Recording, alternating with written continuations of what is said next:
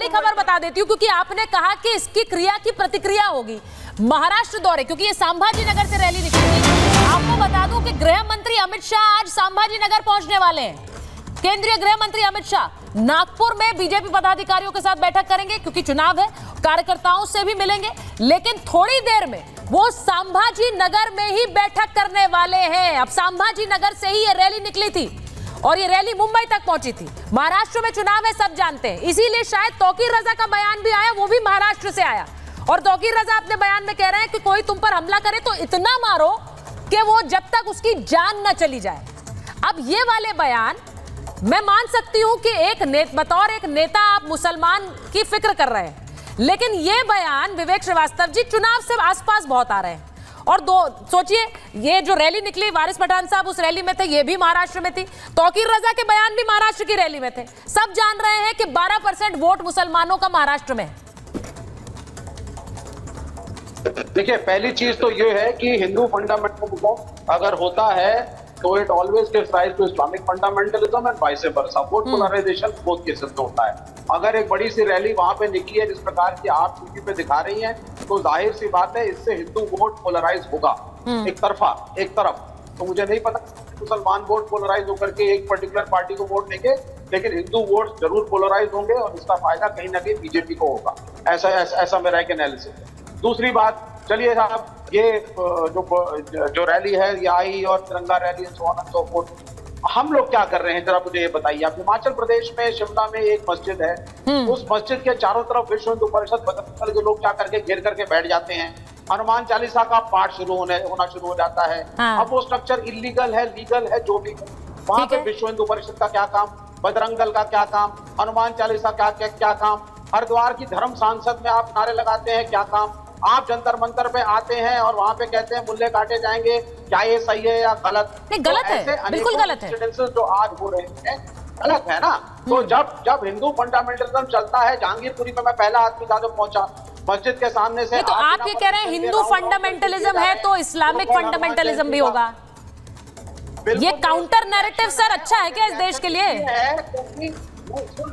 आगे रोहन जी आ रही दिखती है आपकी सरकार को, बीजेपी को सूट करता है इस तरह की चीजें हो, दोनों कम्युनिटीज पोलराइज हो।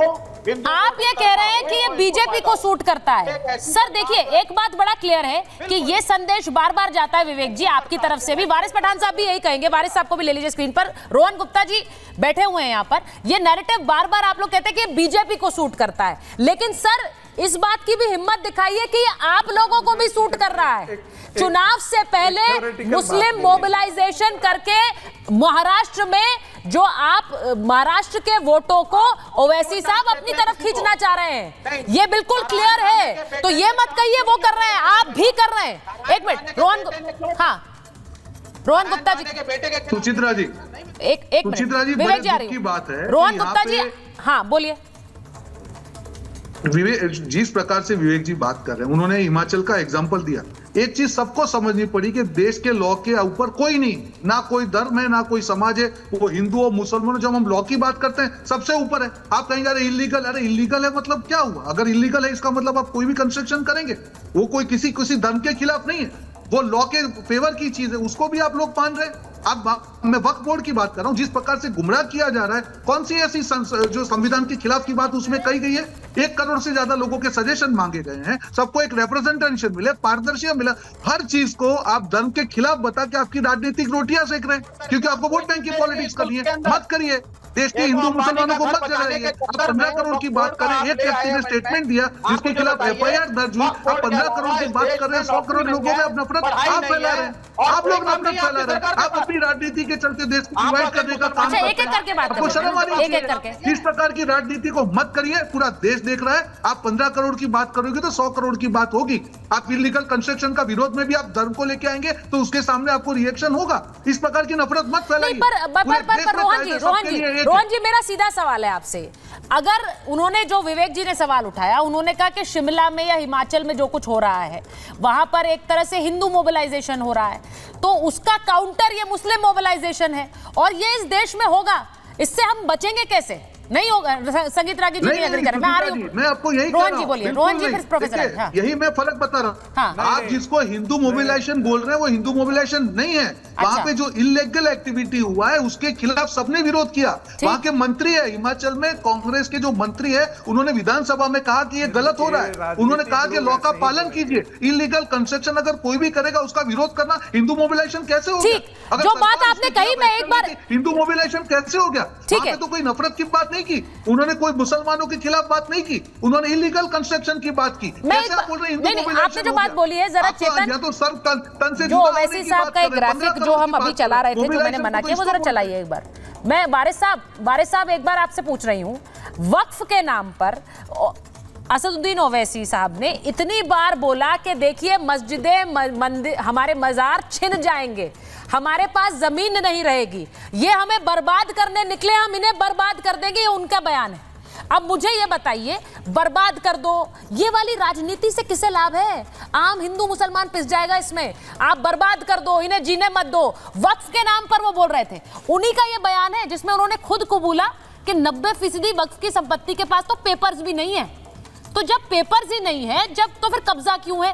तो जिस नाम पर आप भड़का रहे हैं उसकी तो कोई जमीन ही नहीं है।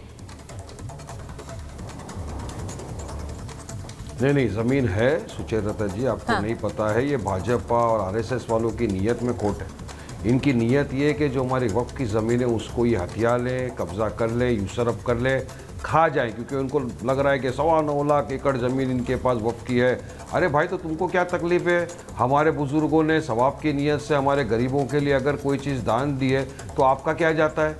आपको क्यों तकलीफ होना? अब वक्फ की नीयत, अब इन्होंने जो अमेंडमेंट लाया, वक्फ 1995 ऑलरेडी इनटू एग्जिस्टेंस है, 2013 में उसमें संशोधन आ चुका है। ये बिल इंट्रोड्यूस करने की क्या जरूरत है? उसमें जो अमेंडमेंट डाले, हम तो तमाम के तमाम जितने भी अमेंड है उसको बोलते हैं खारिज करो, वो पर से इलीगल है, संविधान का उल्लंघन है, 24, 25, 29 आर्टिकल का उल्लंघन है।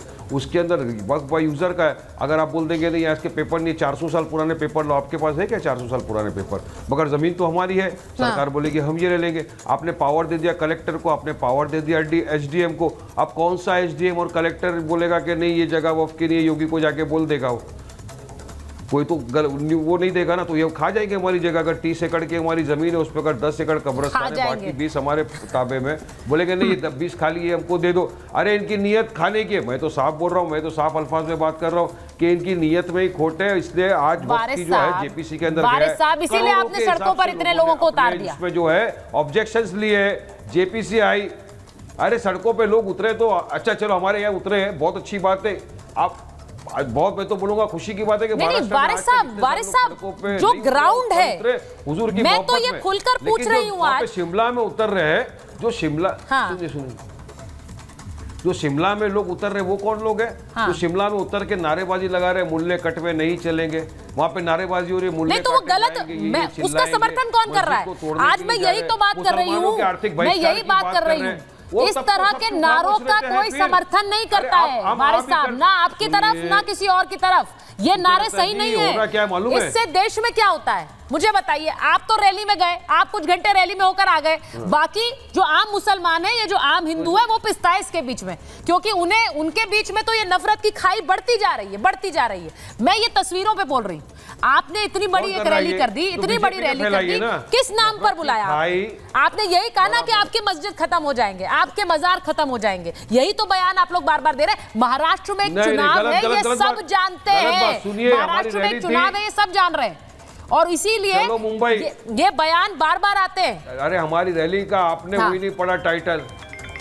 हमारी रैली का टाइटल था चलो मुंबई, तिरंगा रैली।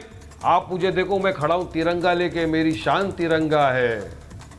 तो फिर सर तन से जुदा के नारे क्यों लग रहे थे वहां? एक हाथ में संविधान लेके खड़े हैं, एक हाथ में संविधान लेके खड़े हैं, और ये बताना चाहते हैं सरकार को कि आप इंसाफ की बात करो, संविधान में नहीं तो सर तन से जुदा होगा। जो कानून वारिस पठान के लिए, सलमान, अगर वहां पर आपको नारे बुरे लग रहे थे तो ये भी हिम्मत दिखाइए कि बोले हमारे यहाँ पर भी ये नारे गलत लगे। लगना चाहिए रामगिरी के खिलाफ, जरा मोदी को बोलो, उनको रोके जो रोज नारे लगाते हैं, मुल्ले काटे जाएंगे, राम राम बिल्कुल, जरा उनको रोको जो बोलते हैं। मैं उन नारों को सही नहीं कह रही हूँ, पर आपकी तरफ के नारों को भी सही नहीं कह सकती हूँ ना। तकलीफ ये है, इनको कौन सही कहेगा?